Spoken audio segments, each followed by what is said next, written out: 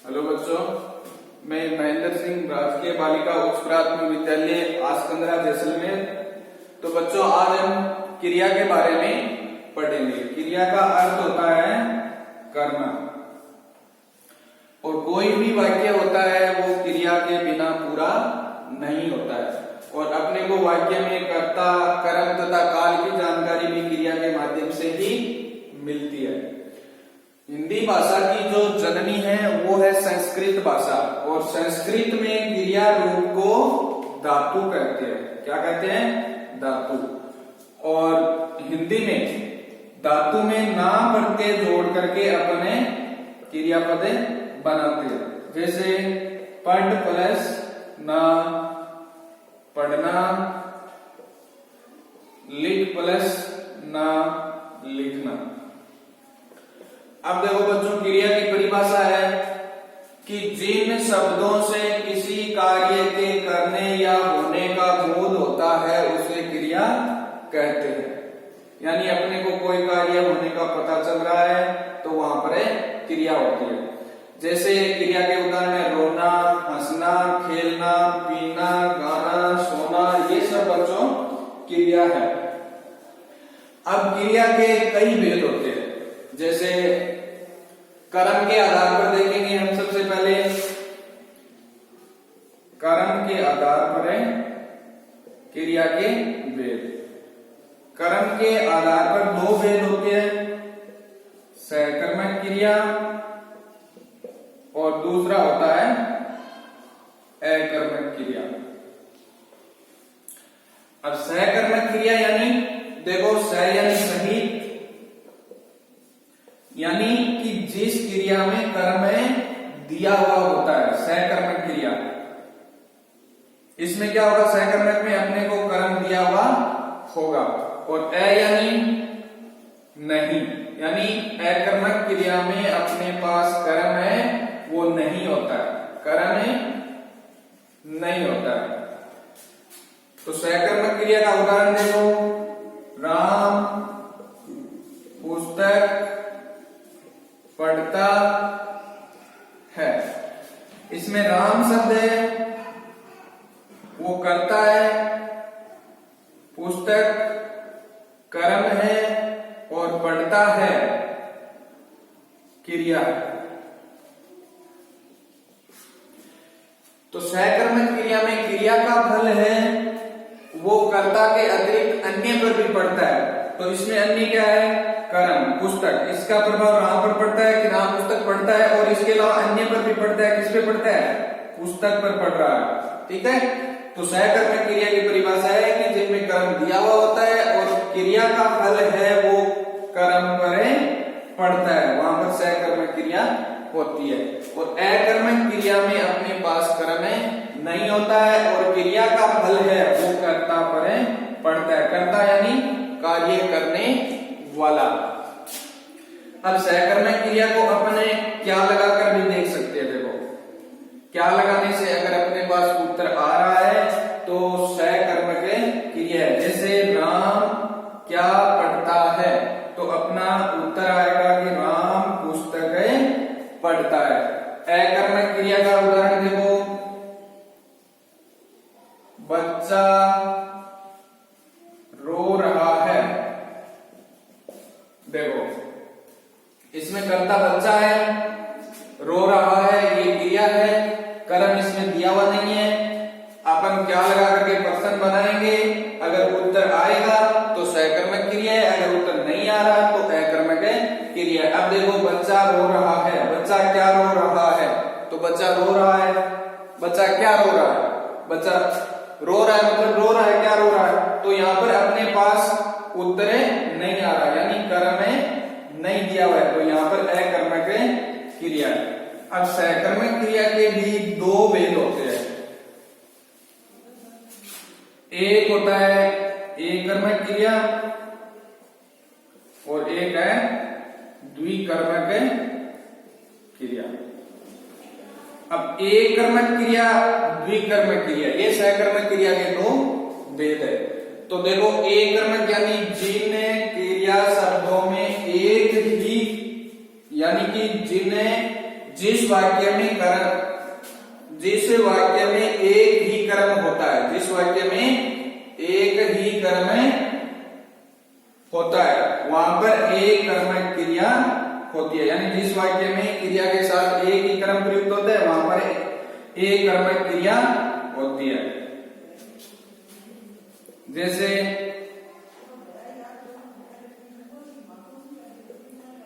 मां अखबार पढ़ रही है। तो मां करता है, अखबार कर्म है, पढ़ रही है क्रिया है। तो इसमें देखो मां सिर्फ एक काम कर रही है कि वो अखबार पढ़ रही है, यानी एक ही कर्म है उसके पास। तो ये अखबार कर्म है, यानी जहां जिस वाक्य में क्रिया के साथ एक ही कर्म होता है वहां पर एक कर्मक क्रिया होती है। और द्विकर्मक क्रिया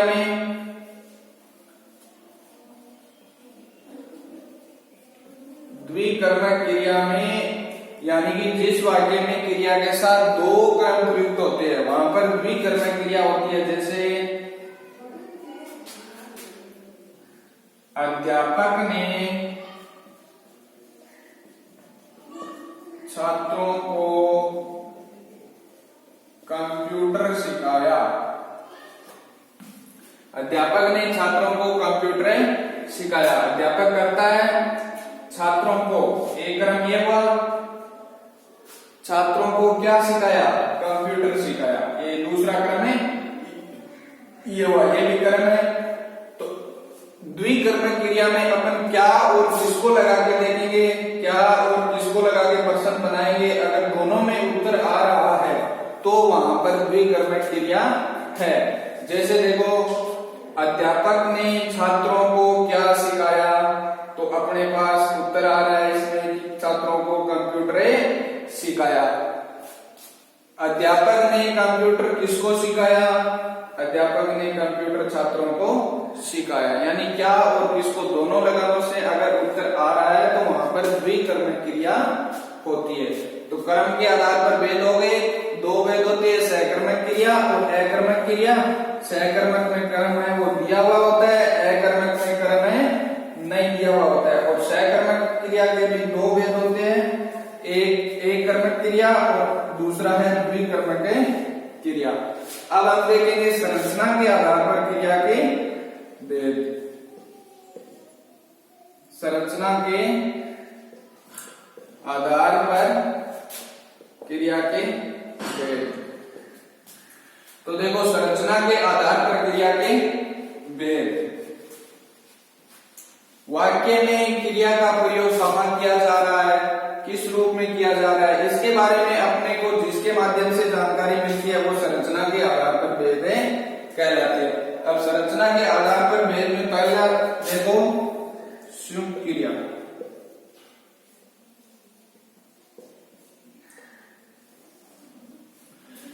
संयुक्त क्रिया की परिभाषा है कि जब वाक्य में दो भिन्न भिन्न अर्थ वाली क्रियाओं का प्रयोग होता है, यानी कि एक मुख्य क्रिया होती है और एक सहायक क्रिया, दोनों का प्रयोग होता है, तो वहां पर संयुक्त क्रिया होती है। जैसे हम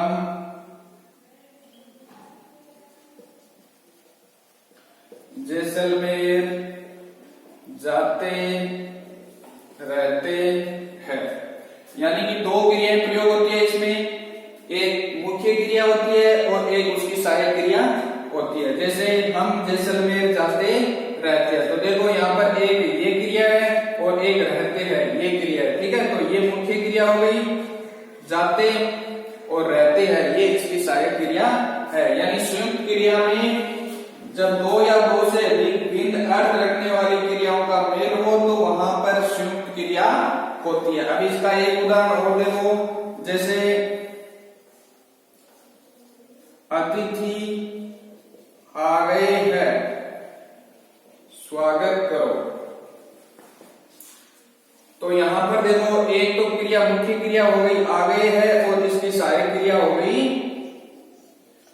आ गए है, तो मुख्य क्रिया है, और स्वागत करो ये इसकी सहायक क्रिया है। तो ये हो गई संयुक्त क्रिया। और संरचना के आधार पर क्रिया का अगला भेद है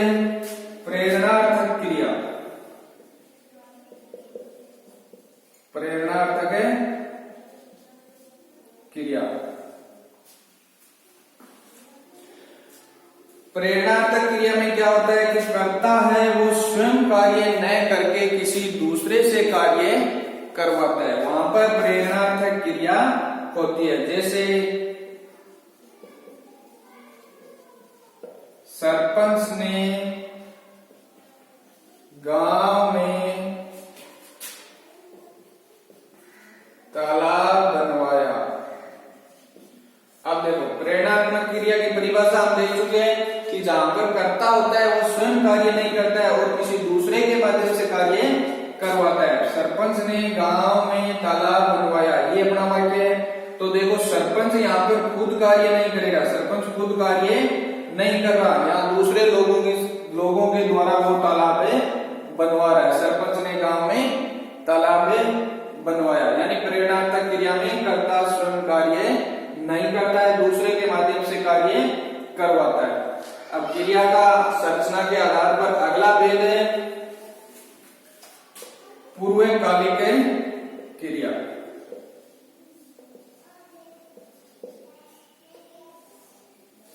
अब पूर्वकालिक क्रिया में क्या होता है, देखो कि दो क्रियाएं प्रयुक्त होती है वाक्य में। पूर्वकालिक क्रिया में वाक्य में दो क्रियाएं प्रयुक्त होती है और एक क्रिया है वो दूसरी क्रिया से पहले संपन्न होती है। जैसे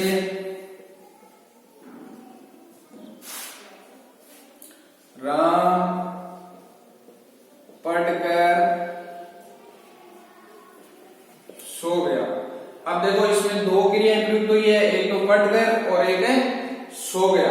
तो सोने से पहले राम ने क्या काम किया, पढ़ाई की। तो पूर्वकालिक क्रिया की परिभाषा भी यही है कि दो क्रियाएं प्रयुक्त होती है और एक क्रिया है वो दूसरी क्रिया से पहले संपन्न होती है। वह खाना खाकर चला गया। तो ये हो गया पूर्वकालिक क्रिया का उदाहरण। अब अगली क्रिया है देखो नाम धातु क्रिया। नाम धातु क्रिया। अब नाम धातु क्रिया की परिभाषा है कि संज्ञा सर्वनाम व विशेषण जब धातु के रूप में प्रयुक्त होते हैं तो उसे नाम धातु क्रिया कहते हैं। और नाम धातु से यानी कि संज्ञा सर्वनाम और विशेषण जब धातु के रूप में प्रयुक्त होते हैं तो उसे नाम धातु कहते हैं और उससे बनने वाली क्रियाएं हैं वो नाम धातु क्रिया कहलाती है। जैसे हाथ शब्द है, ये संज्ञा है और इससे क्रिया बनी हथियार।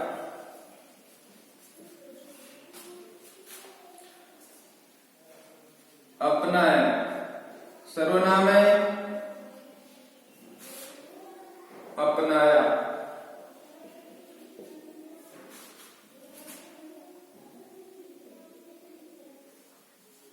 दुबला विशेषण है। अपन वाक्य बनाएंगे तो वह लड़का दुबला गया है। इस प्रकार नाम धातु क्रिया में संज्ञा सर्वनाम व विशेषण धातु के रूप में प्रयुक्त होते हैं तो वो नाम धातु कहलाते हैं और उससे बनने वाली क्रियाएं हैं वो नाम धातु क्रिया कहलाती है। अब संरचना के आधार पर अगला भेद है क्रिया का कृदंत क्रिया।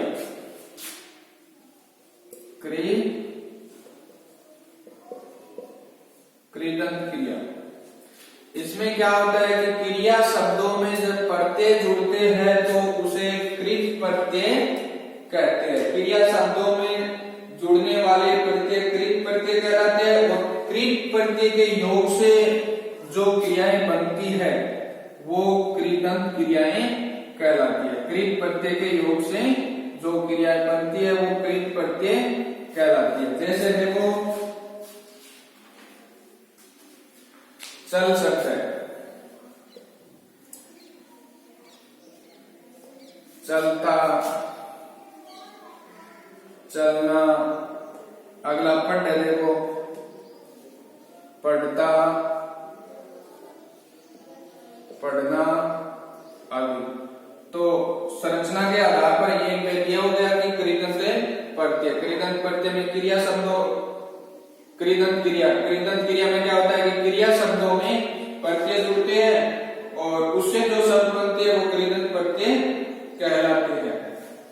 अब अगला भेद देखो काल के आधार पर, काल के आधार पर क्रिया के भेद।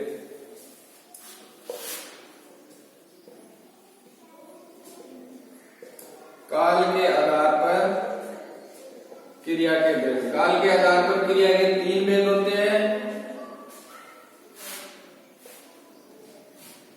भूतकालिक क्रिया,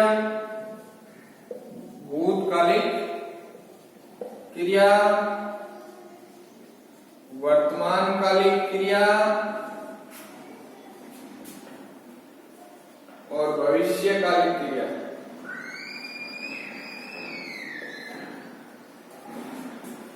अब भूतकालिक क्रिया की परिभाषा है कि यानी जिस वाक्य में क्रिया के बीते समय में होने का बोध होता है, यानी पहले ऐसा लगता है कि क्रिया पहले संपन्न हो चुकी है, तो वहां पर भूतकालिक क्रिया होती है। जैसे